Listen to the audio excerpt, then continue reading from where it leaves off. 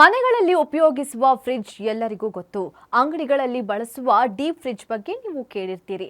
ಆದರೆ ನಿಮಗೆ ಈ ಪಬ್ಲಿಕ್ ಫ್ರಿಡ್ಜ್ ಬಗ್ಗೆ ಗೊತ್ತಾ? ಇದರ ಉಪಯೋಗಗಳೇನು, ಯಾಕೆ ಬಳಸ್ತಾರೆ? ಇಲ್ಲಿದೆ ಆ ಡೀಟೇಲ್ಸ್. ಸಾರ್ವಜನಿಕರ ಉಪಯೋಗಕ್ಕೆ ದಿ ಪಬ್ಲಿಕ್ ಫ್ರಿಡ್ಜ್. ಅಗತ್ಯವಿರದ ವಸ್ತುಗಳನ್ನು ಇಡುವ ಸ್ಥಳವೇ ಈ ಫ್ರಿಡ್ಜ್.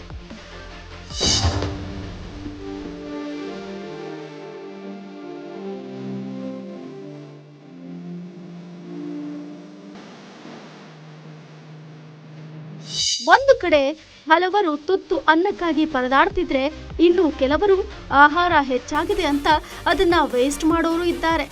ಇನ್ನು ಕೆಲವರಿಗೆ ಸಹಾಯ ಮಾಡೋ ಮನಸ್ಸು ಇದ್ರೆ ಯಾರಿಗೆ ಕೊಡಬೇಕು ಅಂತ ಗೊತ್ತಾಗಲ್ಲ. ಹೀಗಾಗಿ ಪ್ರತಿನಿತ್ಯ ಆಹಾರ ವೇಸ್ಟ್ ಆಗ್ತಾ ಇದೆ, ಹಸಿದವರ ಪಾಲಾಗ್ತಾ ಇಲ್ಲ. ಇದನ್ನ ತಡೆಯುವ ಉದ್ದೇಶದಿಂದ ದಿ ಪಬ್ಲಿಕ್ ಫ್ರಿಡ್ಜ್ ಎಂಬ ಹೊಸ ಪ್ಲಾನ್ ಮಾಡಲಾಗಿದೆ.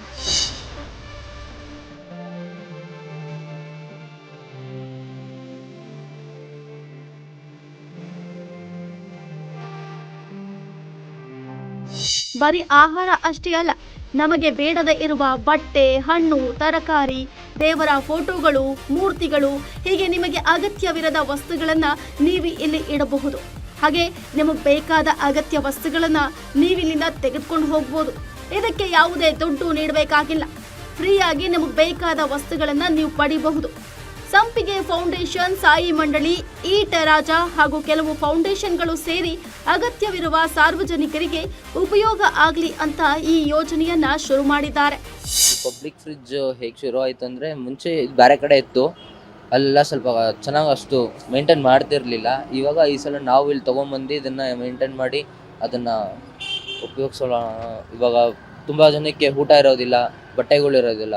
ಈ ಥರ ಬೇರೆ ಮನೆಯಿಂದ ಊಟನ ಡೊನೇಟ್ ಮಾಡೋರು, ಇಲ್ಲ ಅಲ್ಲಲ್ಲಿ ಬಿಸಾಕೋದು, ಆ ಥರ ಊಟನ ವೇಸ್ಟ್ ಮಾಡೋರು ಇಲ್ಲಿ ಫ್ರಿಜ್ಜಲ್ಲಿ ತೊಗೊಂಬಂದಿಟ್ರೆ ಊಟ ಇಲ್ದಿರೋರು ಬಂದ್ಬಿಟ್ಟು ಫ್ರಿಜ್ಜಲ್ಲಿಂದ ತೊಗೊಂಡು ತಿನ್ಕೊತಾರೆ. ಸೊ ಅದೇ ಕಾನ್ಸೆಪ್ಟು. ಪ್ಲಸ್ ಬಂದ್ಬಿಟ್ಟು ಈ ಫೋಟೋಸ್ ಎಲ್ಲ ಇದೆಯಲ್ಲ, ಫ್ರೇಮ್ ಫೋಟೋಸ್ ಎಲ್ಲ ಅಲ್ಲಲ್ಲಿ ಇಟ್ಬಿಡ್ತಾರೆ. ಅದನ್ನೆಲ್ಲ ಅಲ್ಲಲ್ಲಿ ಇಟ್ಟಿಲ್ದರೆ ತೊಗೊಂಬಂದು ಇಲ್ಲಿ ನಮ್ಮ ಹತ್ರ ಡೊನೇಟ್ ಮಾಡಿದ್ರೆ ನಾವು ಅದನ್ನು ಇಟ್ಕೊಂಡು ಅದನ್ನು ರೀಸೈಕಲ್ ಮಾಡ್ತೀವಿ. ಸೊ ಹೊಸ ಫೋಟೋಸ್ ಎಲ್ಲ ಇದು ಮಾಡಿ ಅದನ್ನು ಒಂದು ಇದು ಮಾಡ್ತೀವಿ. ಯಾರು ಬೇಕಾದರೂ ತೊಗೋಬೋದು, ಯಾರು ಬೇಕಾದರೂ ಬಂದು ಇಡ್ಬೋದು, ಅದೆಲ್ಲ ಏನೂ ಇಲ್ಲ. ಇನ್ನು ಈ ಪಬ್ಲಿಕ್ ಫ್ರಿಡ್ಜ್ ಮಲ್ಲೇಶ್ವರಂನ ಸಂಪಿಗೆ ರಸ್ತೆ ಸಾಯಿಬಾಬಾ ದೇವಾಲಯ ಎದುರುಗಡೆ ಇದೆ. ಇಂತಹ ಪಬ್ಲಿಕ್ ಫ್ರಿಡ್ಜ್ಗಳಿಂದ ಸಾರ್ವಜನಿಕರಿಗೆ, ಹಸಿದವರಿಗೆ ಉಪಯೋಗ ಆಗಲಿದೆ. ಸಾಕಷ್ಟು ದಾನಿಗಳು ಆಹಾರ ಉಪಯುಕ್ತ ವಸ್ತುಗಳನ್ನ ಇಟ್ಟು ಹೋಗ್ತಿದ್ದಾರೆ. ಯಾರಿಗೆಲ್ಲ ಅವಶ್ಯಕತೆ ಇದೆ ಅವರು ಅದನ್ನ ತೆಗೆದುಕೊಂಡು ಹೋಗ್ತಿದ್ದಾರೆ. Chandana Krishnappa, guarantee news, Bengaluru.